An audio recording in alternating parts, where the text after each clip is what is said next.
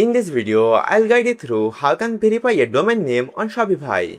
If you find this useful, then please consider subscribing and like this video. To verify a domain name on Shopify, you have to log into Shopify admin panel and click on settings. Now click on domains. To verify a external domain, you have to click on connect existing and type your domain name here. And click on next button. Now you have to verify domain ownership.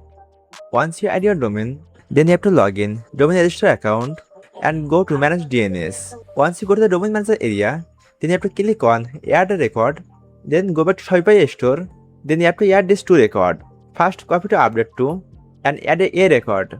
Now type your address space and paste the content and click on add record. Now you have to add another record. To add another record, you have to click on add record. Now you have to add CNAME record. Again, go to domain manager and choose type CNAME. Now you have to add name and then content. Then click on add record button. Now you have to click on I update DNS record and wait for a few seconds for DNS propagation. By following this easy method, you can easily verify your domain on Shopify.